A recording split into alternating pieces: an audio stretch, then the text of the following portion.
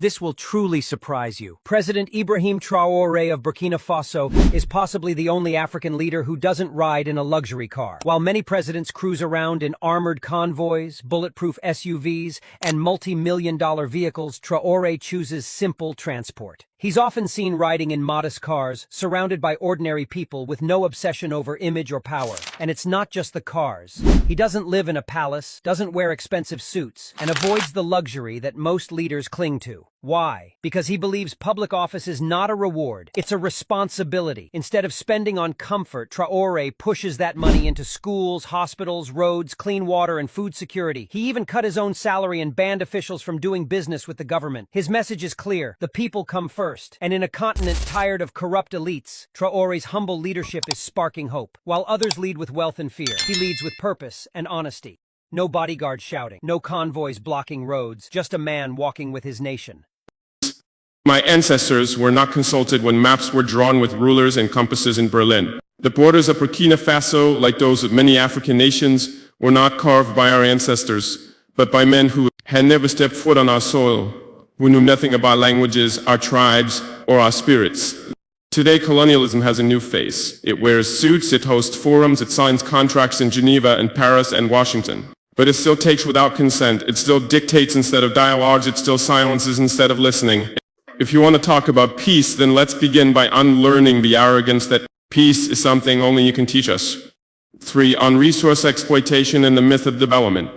They call us developing as if the theft of centuries did not set us back, as if the gold from our lands, the diamonds from our rivers, the oil beneath our feet did not build the very skyscrapers in which this assembly sits.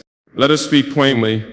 Burkina Faso is rich, Africa is rich in minerals and culture and wisdom. In an unprecedented move, President Ibrahim Traoré has announced the cancellation of all presidential salaries, including his own. The money, he declared, will be redirected to a new national fund that supports youth entrepreneurship and innovation. We don't need fat salaries to lead. We need real solutions for our future, he said. This bold shift is already inspiring young Africans across the continent. Burkina Faso is not just surviving, it's redefining leadership. This decision marks a powerful break from the culture of privilege that has long defined leadership in many parts of the world. While most presidents quietly increase their personal wealth behind closed doors, Traoré is choosing a completely different path, one rooted in sacrifice and service. By giving up his own salary and redirecting it toward a national youth fund, he is not just talking about change, he is delivering it. Thousands of young people across Burkina Faso are now being encouraged to dream bigger, submitting business proposals, launching community projects, and stepping into entrepreneurship with government-backed support. This initiative isn't just about money, it's about restoring hope, dignity, and opportunity. Voici un président. Quand vous parlez d'un militaire, quand vous parlez d'un corps habillé, quand vous parlez de l'armée là, il y a des gens qui pensent que c'est...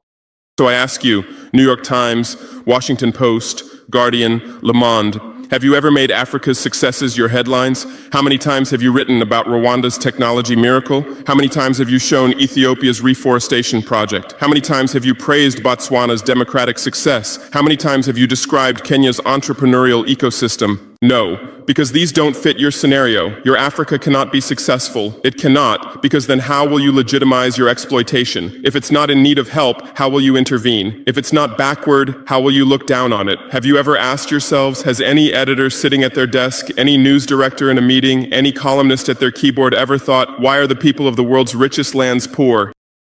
I do not come to declare war, I come to declare will. So we will not kneel to fear. We will not kneel to foreign banks. We will not kneel to outdated empires masquerading as friends. Africa is not asking for a seat at your table. We are building our own a table where no child eats last, where no nation is silenced because it lacks nuclear arms, where justice is not filtered through the lens of race or history, but shared as breath is shared. This is our vision and this is our vow. Let the world hear it today and always. Africa will not kneel. Thank you. Some have decided not to supply electricity to our countries. It's not free, we pay for it. And it contributes to their economy.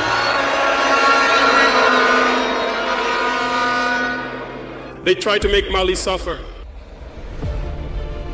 And of course by ignoring all the agreements and no longer providing electricity to Mali.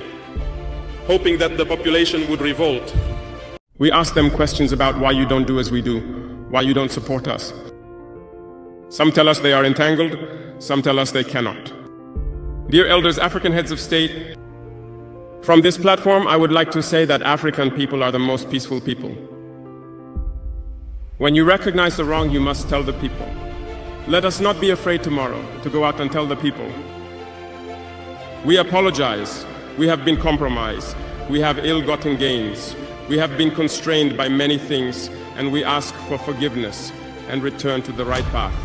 It is the process of revolutionizing our infrastructures that has begun. This is what led to the creation of this initiative. If in the West or elsewhere, in small countries that have no resources, they have paved departmental roads, there is no reason that in Burkina Faso we cannot pave our roads, especially since we have all the resources on site. That is why we decided to create the initiative to move very quickly, to be able to build our roads, our highways as well, to connect our different cities.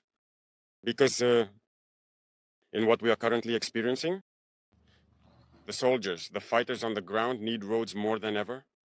You can ask them, their current priority is the road, and it contributes greatly to the reconquest of the territory. I would say more than 50%. So to support them as well, we need to build many roads to allow them to act with boldness and daring. And their mission is for us to support this reconquest. And in addition to that, whether it be our producers, our transporters, our merchants, everyone needs roads.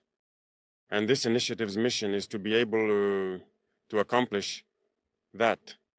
It's a vast program, and this is only 1/5 of the equipment that is expected. In the first phase, which is an investment of about 200 billion. The second phase will follow, which will be the paving part. The pace will depend on what the people have wished for, because very soon we will give them a status update. The goal is to be able to pave between 3,000 and 5,000 kilometers each year in Burkina Faso. I hope that we can start the work very soon for the happiness of the Burkinabe people. That's what brought us here. There will be a final phase that will heavily involve the populations. Thank you. In this phase, we are waiting for people to truly support everyone working on the initiative so that we can proceed quickly and efficiently and really take care of our roads. Burkina Faso's President Ibrahim Traoré has announced plans to create a welfare system to help low-income citizens by giving them free houses and farms. He said the country must stop relying on Europe and the U.S. and focus on its own development. However, France and the U.S. have accused him of human rights abuses and are suggesting sanctions against his government. Despite this, Traoré remains determined to improve the